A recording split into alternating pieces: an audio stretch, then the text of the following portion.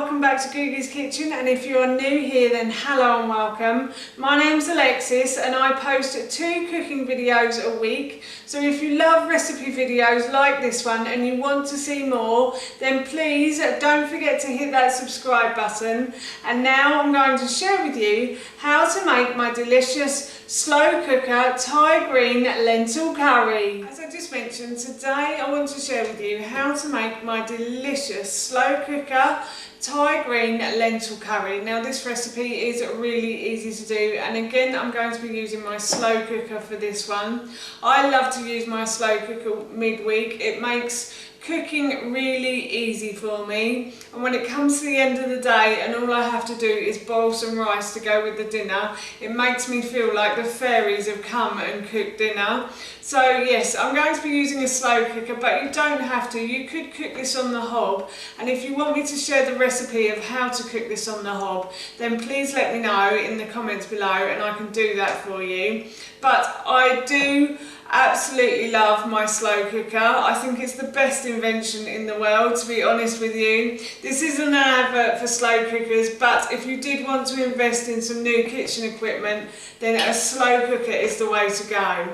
Anyway, it's midweek, and midweek we normally have a vegan or vegetarian meal, so I thought I'd do a vegan dish tonight, and while I was making it, I thought I'd share the recipe with you. So here is how to make my delicious slow cooker Thai green lentil curry. First thing I'm going to do is I'm going to make a Thai green sauce. So for this you will need about 200 ml of coconut drink or coconut water. The decision is yours. I like to use this one by Rude Health. Again, this isn't an advert for Rude Health, but I just really like this product. It has no chemical nasties in it, and it's literally just coconut drink, rice, organic rice and coconut milk and water, and that's it. So it's a really good drink to have, and it makes it taste delicious in this sauce as well. So as I said, I've poured about 200 ml into my blender, and now I'm going to add a teaspoon of mild chili powder to that, and then I'm going to add some coriander as well. So I've just got a big bunch of coriander that I'm going to put in here, and then I have peeled and just chopped in half about 4 garlic cloves, and then I've got a big 2-inch piece of ginger that I have peeled and I've chopped up and I'm going to put in here as well. And then I've also got a big handful with a bunch of spring onions to go in as well.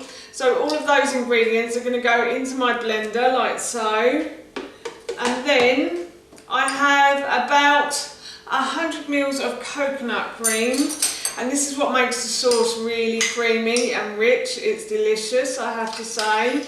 So if you can't get a single tub of coconut cream, you can always put a can of coconut milk in the fridge, and then so what happens is the coconut cream will go to the top and the water will go to the bottom, so you'll get a lot of coconut cream at the top. So you undo it and then you can just scoop out the coconut cream and it's there for you.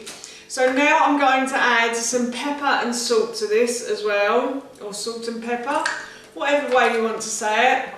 Oh, and I also forgot to say that I am using mild chili powder, but if you wanted to use a chili in this to make it a bit hotter, then you can do it as well. And then I'm going to add a big pinch of salt as well, like so.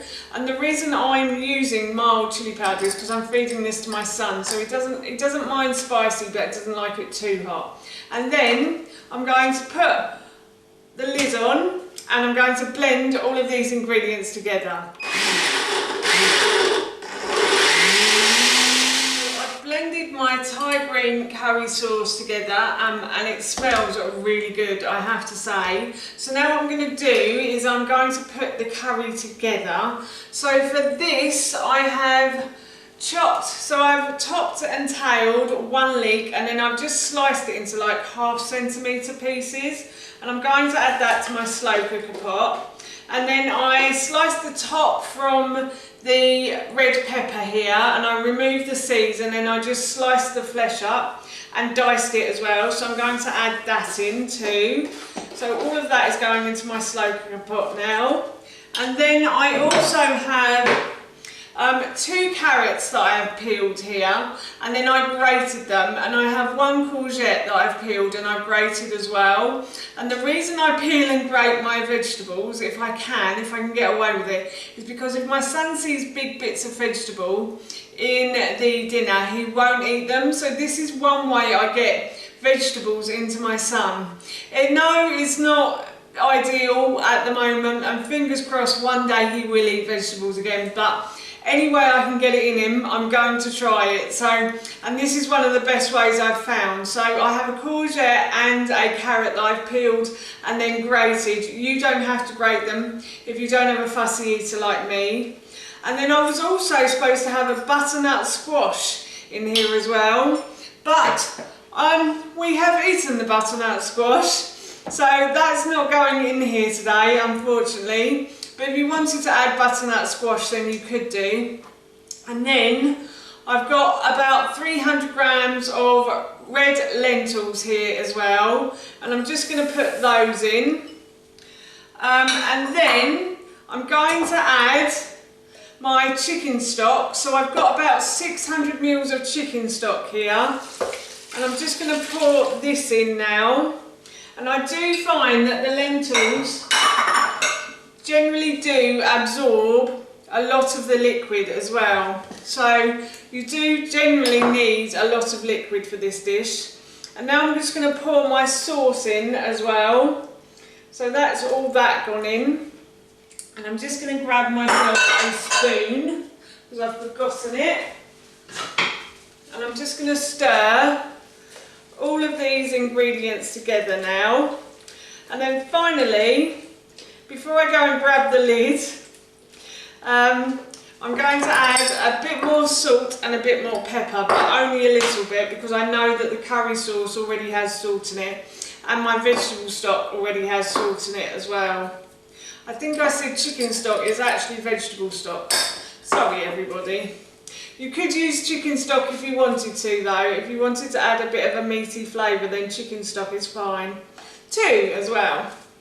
So again, I'm just going to stir these ingredients together, and then I'm going to grab my lid now. So I've got my lid, and I'm just going to put that on, and I'm going to turn this on to low, and I'm going to cook this for about 5 to 6 hours on low.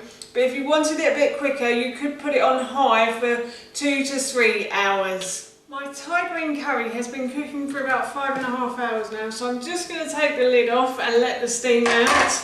And I'm just going to add some spinach to this. So I've got about 2 handfuls of spinach that I'm just going to add to the slow cooker. And all you have to do with the spinach is just simply let it wilt down.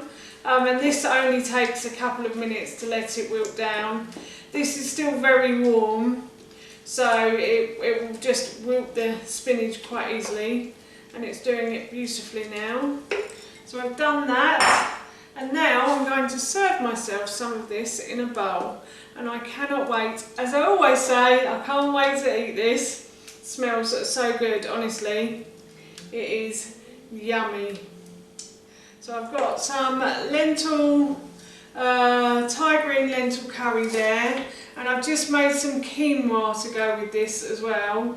If you haven't got quinoa, then you can always boil some rice to go with it, or you could do some couscous as well. The decision is entirely yours, but that, my friends, is my dinner done. So that's how you make my delicious slow cooker Thai green lentil curry, and that recipe I will link in the description box below for you. As I mentioned earlier, I'm off to have this for my dinner now, and it smells so good. I cannot wait to eat it. So for now, that's it from me. Thank you so much for watching. Please feel free to give me a big thumbs up if you enjoyed this video, and please feel free to leave any comments below.